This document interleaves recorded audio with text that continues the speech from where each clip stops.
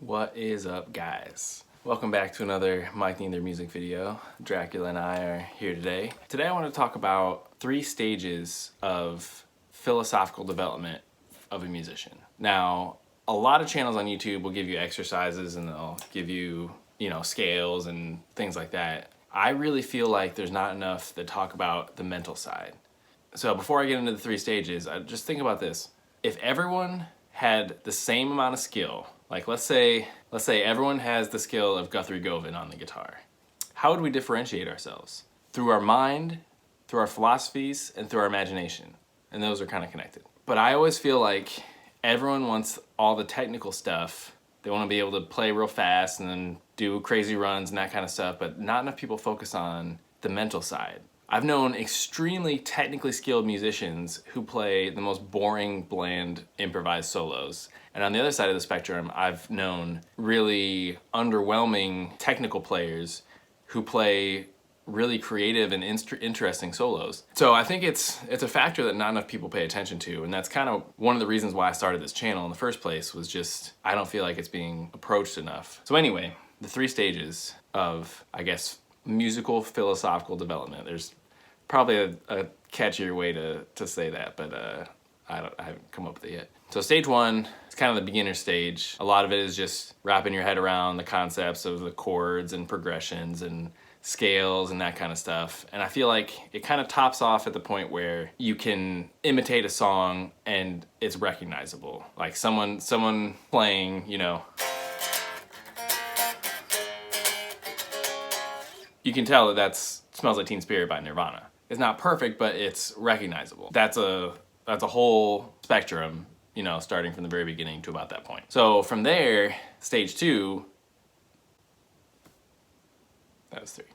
Stage 2 is the point where you start to own some of the material. You start to really feel like you know the scales well enough that you can play stuff that sounds interesting. A lot of times people will learn solos from other people. When I was in high school, everyone was learning Stevie Ray Vaughan solos. And so I would go jam with people and it was basically just Stevie Ray Vaughan clone, Stevie Ray Vaughan clone, Stevie Ray Vaughan clone. And they were just kind of regurgitating musical, the solos and stuff without any real feeling. And I never wanted to be that. So I'd say this stage caps out at the point of, I want you to think I'm good. And I'm sure we've probably all come across musicians who you can tell their whole goal is to make sure that they're good. And I know it's because I was at that stage for quite a while. A lot of people get stuck there for their whole journey. It's an ego thing. You put in all this work with an instrument, you finally sound good and you feel like you can play good stuff. But when that's your objective, it's too much about you and not about the listener.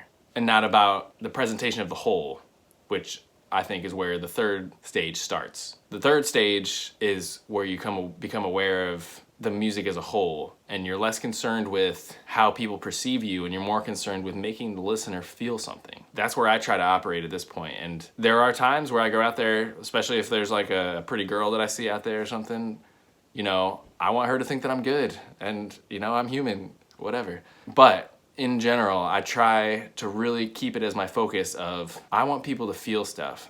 And that starts with me feeling stuff. That starts with me, when it's my turn to solo, it starts with me looking inward, clearing all the stuff out, not thinking about, what I have to do tomorrow, not thinking about, oh, what is this chord? Not thinking about if my breath smells, or I don't know. But it's really honing in on the moment first, and then allowing you to express stuff. Sometimes that means, if you're playing kind of like a sad, wistful song, playing a solo that aligns with that. One of the bands I was in years ago, it's called Elements of Cosmos. We had a really kind of sad, longing song. And at that point, I was definitely in the I want you to think I'm good stage. But for this one solo, I really nailed it because I really honed in on, I want to express what this song is expressing, but through my own lens. And I think when you can start to get to that point, that's where you start to take your own artistic characteristics. Man, say that a couple times fast. Artistic characteristics. But that's where you start to really develop an artistic identity. And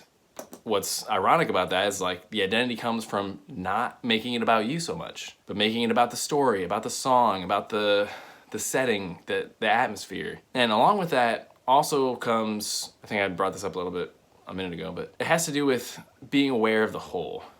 So for example, I know a really good bass player who you can tell that every time that he goes out to play, he wants you to think that he's good. Part of it comes down to he's just always playing the fastest, heaviest, most intense stuff that he can play, almost to the detriment of everything else going on. He doesn't allow space for anyone else. And one of the most beautiful things about playing in a band and playing in a group is when you allow everyone to shine in their own way. And that means stepping up when it's your moment to shine, but also allowing space for other people to shine. And I think that that's a really important philosophical point to reach, where you recognize, like, we all look and sound better when we all get the chance to shine, and not just trying to hog it for yourself and make everyone think that you're good. One of the most beneficial videos I've ever seen on YouTube, and I think it's actually broken up into several little sections of it, but it was a talk that John Mayer did at Berklee, where he went for 2 semesters, I think. He didn't graduate there, but he got what he needed out of it and he left. One of the things that he says captures this fully, and it was really the first place where I really recognized